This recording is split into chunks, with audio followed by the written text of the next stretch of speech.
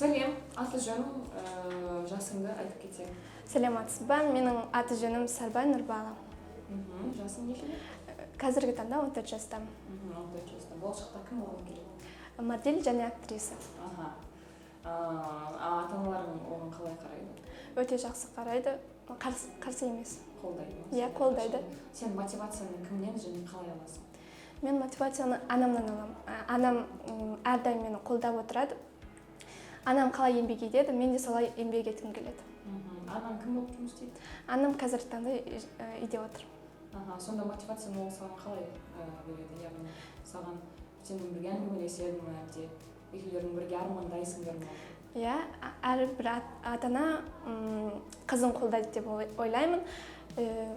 Маған әрдайым тек алға қызым, тек ешқашан мойыма алға қойған мақсатына жететініне сенемін дейді. Сонда сен өскенде жаңағыдай карьера дейсің бе, әлде жаңағыдай өз отбасыңды құрғанға андай ойлағың жоқ па?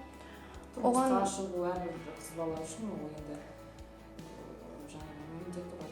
Иә, бірақ анам да оны айтады, бірақ оған ерте деп ойлаймын. Қыз баласы жетістікке жету керек. Қазіргі заманда жетістікке жету керек. Иә, дұрыс айтасың. Жалпы осы фабусқа қатысқан ұнайды ма? Әрине ұнайды. Қандай пользасы бар ма, қандай істен үшін? Жақсы жақтар. Ең алдымен үлкен рахмет айтамын. Осы мен қатысып жүргеніме 1 айдай уақыт болды. Соның ішінде барлық заттарды үйрендім. Яғни әпкелердің терлеп тепшіп бізге үйретіп жатыр. Сол үшін рахмет айтамын. Өзіңде өзгерістерді Иә, әрине өзгерістер болып жатыр. Жақсы. Қазіргі таңда қай сыныптасың дедің? 8-ші сынып оқимын. 8-ші сыныпта. Сонда болашақта актерлік факультетке түсесің. Бірақ енді оған дейін әлі қанша? 2 жыл, 4 жыл бар ма? 3 жыл? 3 жыл бар. 3 жыл бар. Оған дейін көптеген ойлар басқа да болады. Жаңағыдай өз мақсаттарыңды өзгертесің, ондай ойларың бар ма? Жоқ, тек осы мақсат қойдым, сол мақсатқа жетемін. Дұрыс.